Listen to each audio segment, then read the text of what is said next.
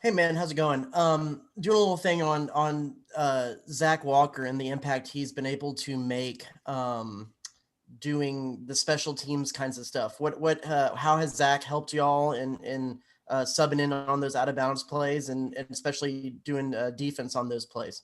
Uh, a guy like Zach is just someone you want on your team. Someone that's always gonna have great energy. Someone that's always gonna fight hard, fight tooth and nail for each possession. He's just a winning type of guy that you want on your team, and he's helped us exponentially uh, on those special teams. Every time he's in the game, defensively, offensively, he always has some type of impact, whether it's a charge within the first 3 seconds he plays or it's a defensive stop. It helps us big time. And I know Coach says he's kind of tasked with studying the inbounds plays from the other teams. Does he come back in and kind of help coach a little bit on what to look for and what to expect from those guys on those specific plays? Yeah, when there's a substitution, that gives us a time to communicate. When he checks in, gives us another extra few seconds to dial back in, know the refocus on what the opposing team plays are, and how we execute defensively against them. So it gives us a big advantage. Thanks, man. No problem.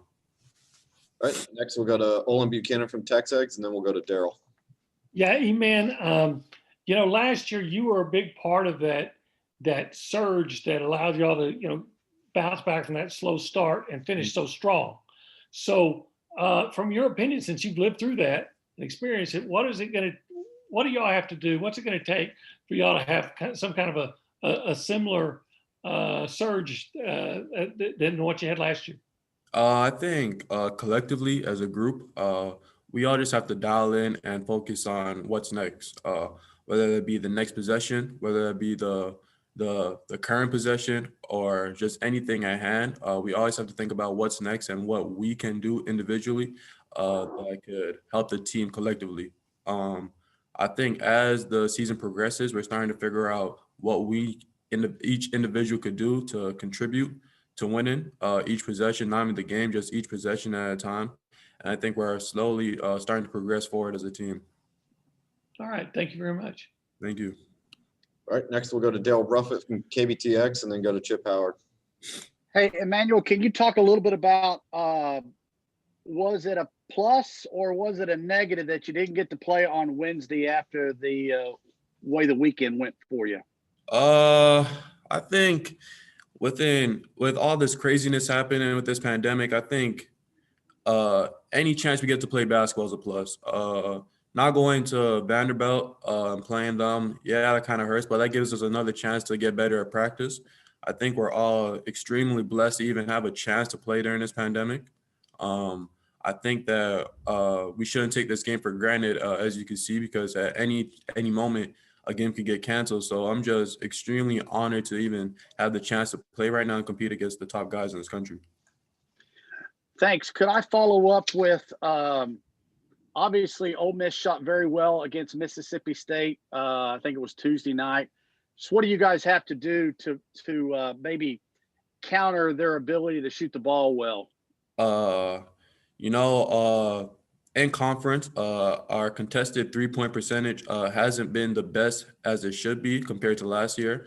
Not against Ole Miss, but against any team we play in this conference, we have to contest the majority of the opposing team shots, especially the hot streak they're coming off, shooting the ball really well against Mississippi. I think that collectively as a team, we got to sell out to the closeouts, and then when we close out, we have to finish possession off with a rebound. So I think we can't get relaxed because that would kill us. Hey, thanks. Good luck. Thank you. All right, next we'll go to Chip Howard, and then we'll go to Justin Woodard. Man, Coach Buzz was just saying he thought maybe Monday and Tuesday were your best back-to-back practices of the year. Mm-hmm. When you walked off the court Tuesday night, were you thinking the same thing? I was thinking the exact same thing. There are certain practices where you could let it go away, where where you didn't get as better as you should have. I believe that the past two practices, I walked off the floor knowing that we got better that day. From the competitive standpoint, from the execution, just everything. It felt like each individual was so locked into getting better. And then when we all left the floor that day, it just felt like collectively as a group, we got better. I think this is something we need to build off. The past 2 days, we can't let them go to waste. We got to build and continue to get better. We have to use that as a learning experience because those are the practices we need to go far in this league. Yeah, to that end, now you had a day off in between. So what's it going to take to kind of bring that intensity back to the court today? That starts with me. That starts with returners. Just being dialed in from the jump. Not letting the first drill go to waste. Not letting the practice go to waste. That starts when we're getting our ankles taped. Just talking to the guys, talking and getting our mindset ready. That starts early. That starts before we even get on the floor, because if you wait till we get on the floor, well, we already lost. We have to prepare before we get on the floor and treat this as a game. And any situation we can use to get better, we got to use it. Thank you. All right, next we'll go to Justin Woodard from KX. Hey, man, I know Tillman from Mizzou may have been a part of this, but you guys got into the lane a lot, man, and just missed, I think you call them bunnies in y'all's terms. But moving forward, I mean, is that something you practice? I mean, how does that just, I guess, not happen again? Because y'all did a good job, like I said, of getting in there. Yeah, we missed a lot of bunnies, man. A lot of bunnies that we need. There's a lot of good teams in this league, and we can't continue to miss those bunnies because those bunnies are going to cost us the game. And that starts with our individual workouts. We've been doing a lot of individual workouts with the team, just getting a lot of shots up, getting a lot of reps up, game reps, so that we don't miss those bunnies the next time we have a chance. But yeah, man, as you said, we got to make those bunnies. But get into the lane like we did. I think that's something that helps us a lot, because now we put pressure on the defense. They can no longer be relaxed because we're constantly fighting to get in the paint, and getting into paint also leads to drawing more fouls. Drawing fouls for this team is our bread and butter. Executing and hitting down free throw shots, that's going to help us in the long run. Thanks, E-Man. With Travis Brown from the Bryan College Station Eagle. Hey, man, doing a little story here on your role and how this expanded. How did Buzz kind of come to you and tell you about being this kind of special teams coordinator? How did it all originate, and kind of what has that entailed since? Wasn't really talked about necessarily as how it is now, but it was more so of we aren't ready on out of bounds, and Zach, you're going to the scores table every time, slow the game down just a little. So if you go back to the LSU and the second game of conference, you'll see I was getting up, going to the scores table every out of bounds, not necessarily going in each play, but going up there, just trying to slow the game down and get it, and then helping out them as much as I can, talking to them on the floor, getting them ready for the possession coming.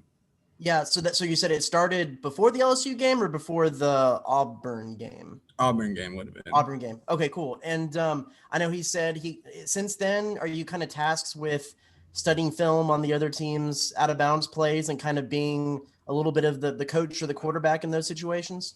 Yeah, I definitely study film. Coach Dev does an amazing job of getting me stuff to watch too, letting me know what's coming if they're in this formation. And I try and commit it to memory as much of it as I can, try and get like the top 5 plays they have out of bounds written down, like memorized exactly, and then different formations, what they're going to try and do out of it for sure.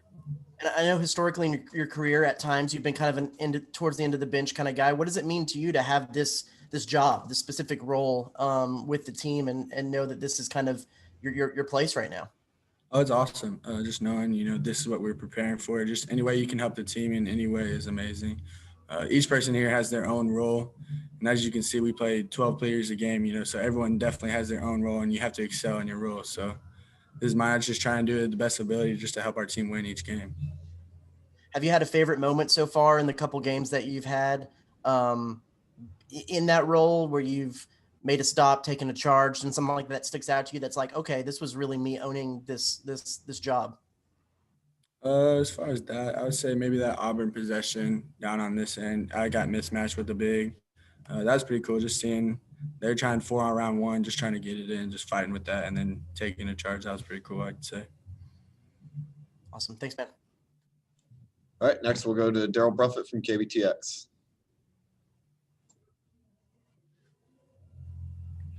Hey, Zach, can you talk about, I guess, the importance of bouncing back from that Missouri ball game? And I know you didn't get to play against Vanderbilt. You feel like the extra practice time was, I mean, I know you're hoping that it was beneficial, but when you talk about, would you have rather played or practiced? Oh, you know, with COVID, there's so many things that are just out of our control. So we have to control what we can control as a team. And this extra practice for us, not having the game, being able to practice instead is great for us. You know, you've seen how the summer was shortened for most college basketball programs due to COVID. So, you know, there's more stuff we can always work on in practice, you know, just trying to get ahead of the teams that are playing that game instead of working on themselves. So definitely it's something you have to take in stride, and I think we're doing a really good job with it. And then could you talk about going up against Ole Miss and I guess just the importance of, you know, picking up a road win there to get that bad taste out of your mouth from last weekend?